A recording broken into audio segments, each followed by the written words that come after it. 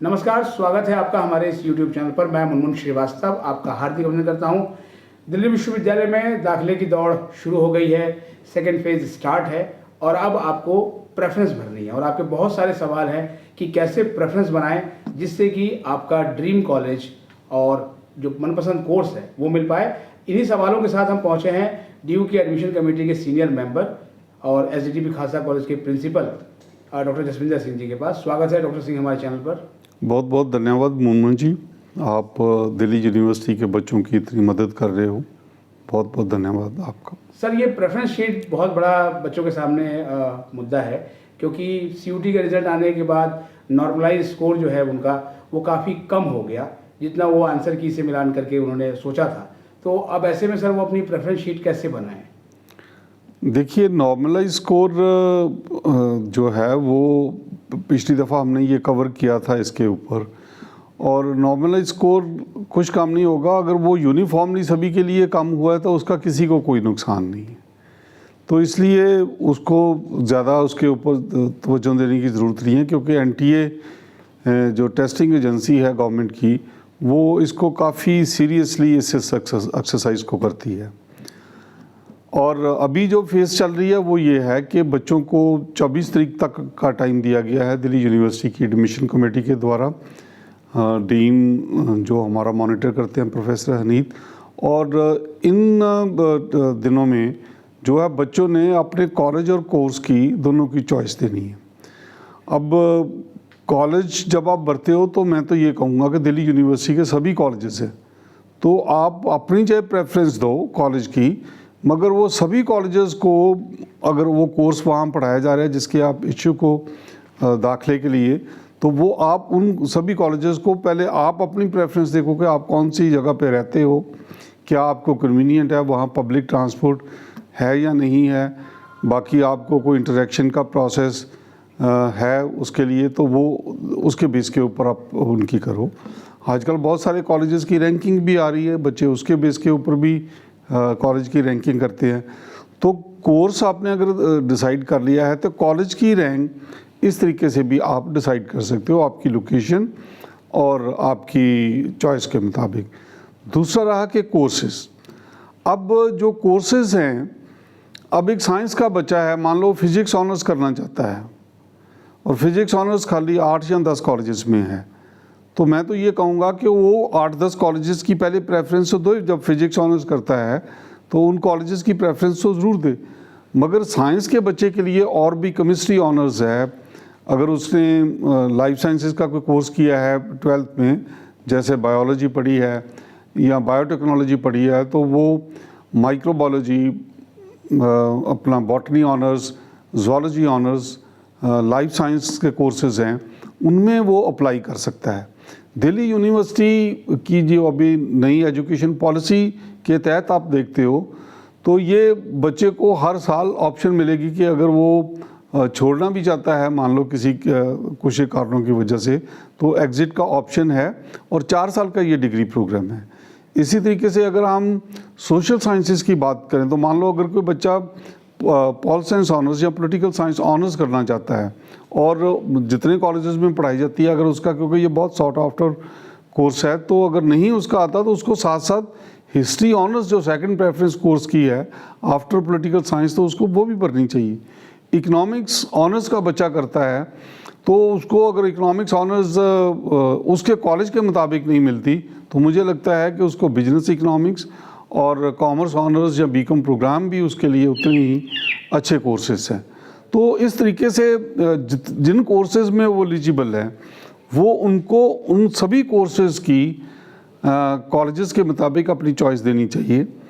और आप देखोगे कि जब 1 तारीख को लिस्ट रिलीज़ होगी, पहली जब सीट एलोकेशन होगी under common seat allocation system, जिसको हम CSAS कहते हैं, यूनिवर्सिटी इसको इम्प्लीमेंट करती है, तो उसमें अगर आपका किसी जगह पे एडमिशन आता है, मान लो कि अब ना तो आपका कोर्स आपकी चॉइस का है ना आपका कॉलेज पसंद का है, मगर आपका नाम एक ऐसे कोर्स में है जिसकी आपने प्रेफरेंस दी थी, तो आपको उस कोर्स में जाके पैसा जमा करवाना चाहिए।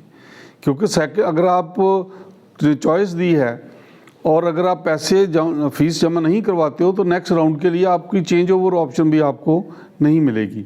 सो इसलिए ये ज़रूरी है कि हम जितने मैक्सिमम कोर्सेज को, अगर आप दिल्ली यूनिवर्सिटी मेरे हिसाब से अभी भी one of the best universities है इंडिया में। हम किसी के बारे में नहीं कहते क्योंकि हम यहाँ पढ़ाते हैं, यहाँ दिल्ली यूनिवर्सिटी का पार्ट रहे हैं, अभी भी हैं, तो वो मुझे लगता है कि दिल्ली यूनिवर्सिटी के कोर्सेज़ काफ़ी अच्छे हैं और बहुत क्लोज एक दूसरे के हैं। Economics, political science, business economics, commerce honours, ऐसे लिटरेचर के बहुत सारे, इंग्लिश लिटरेचर में बच्चे बहुत जाते हैं। फिजिकल मैथमेटिकल साइंसेस के कोर्सेज़ हैं, कंप्यूटर साइंस है, मैथमेटिक्स ऑनर्स है, कुछ एक जगह पे बीएससी ऑनर्स स्टैट्स है, बीएससी ऑनर्स ऑपरेशंस रिसर्च है। इस किस्म के जो कोर्सेज़ हैं वो बहुत क्लोजली एसोसिएटेड होते हैं। तो मैं बच्चों को कहूँगा कि अगर वो अपनी जो एक डिसिप्लिन लेते हैं तो उस डिसिप्लिन में जितने भी कोर्सेज़ हैं उन सब में उनकी चॉइस ज़रूर रिफ्लेक्ट होनी चाहिए, ताकि उनको अगर उनकी फर्स्ट प्रेफरेंस का कोर्स नहीं मिलता तो दूसरी प्रेफरेंस का कोर्स ज़रूर मिल जाए। सर, एक जो बच्चों के मन में डर है कि लो मार्क्स हमारे आए हुए हैं, तो जाहिर बात है कि नॉर्थ कैंपस में तो एडमिशन नहीं मिलेगा, तो लो मार्क्स वालों को सर आपकी क्या सलाह रहेगी? मतलब लो मार्क्स ज़्यादा मैटर करेगा या प्रेफरेंस शीट ज़्यादा मैटर करेगी? नहीं, देखिए, प्रेफरेंस शीट तो हम कोई भी प्रेफरेंस दे देंगे, होगा तो अल्टीमेटली वो नॉर्मलाइज स्कोर के ऊपर, और हर कम्बिनेशन के लिए हमारी मेरिट सेपरेट बनेगी, क्योंकि जैसे इकोनॉमिक्स ऑनर्स में हम मैथमेटिक्स लेते हैं और अगर कॉमर्स ऑनर्स में भी मैथमेटिक्स लिया जाता है तो मैथमेटिक्स में जितने भी आपके कम है या ज़्यादा हैं, जो भी आपके मार्क्स होंगे उसी हिसाब से उसकी वो कैलकुलेशन होगी आपका जो स्कोर है। तो इसलिए ये ज़रूरी है कि जो मैं समझता हूँ कि मार्क्स कम या ज़्यादा होने की बात नहीं है। हो सकता है कि आपको आज एक कैंपस में जगह नहीं मिलती, जैसे बहुत सारे बच्चों की कुछ एक इंस्टीट्यूशंस के लिए या कैंपस नॉर्थ कैंपस के लिए प्रेफरेंस है, तो हो सकता है कि नेक्स्ट ईयर आपको माइग्रेशन में मिल जाए अगर कुछ एक सीट्स खाली होती हैं तो। और अगर जिनका बहुत ही ज़्यादा लो स्कोर है तो उसके लिए मैं तो ये भी सजेस्ट करूँगा कि अगर आप फिर भी दिल्ली यूनिवर्सिटी का पार्ट बनना चाहते हो तो SOL में एडमिशन की प्रोसेस ऑन है, उसमें रजिस्ट्रेशन हो रही है और बच्चे वहाँ अपनी रजिस्ट्रेशन करवा सकते हैं। और नेक्स्ट ईयर अगर उनका बहुत अच्छा स्कोर है, किसी कॉलेज में सीट है, तो उनकी माइग्रेशन भी हो सकती है, क्योंकि कोर्स कंटेंट जो पढ़ाया जाएगा वो चाहे हमारे नॉर्मल कॉलेजेस हैं या कैंपस ऑफ ओपन लर्निंग है, सभी में सेम है। सर, आप इकोनॉमिक्स के प्रोफेसर भी हैं, तो बच्चे थोड़ा कंफ्यूज रहते हैं बीकॉम ऑनर्स लें या इकोनॉमिक्स ऑनर्स लें, तो दोनों में सर बेसिकली फ़र्क क्या है? देखिए, जो बीकॉम ऑनर्स कोर्स है ये एक किस्म से सेमी प्रोफेशनल कोर्स है, जिसमें हम marketing, finance, human resource development, accounting बच्चों का इस तरीके से करवाते हैं।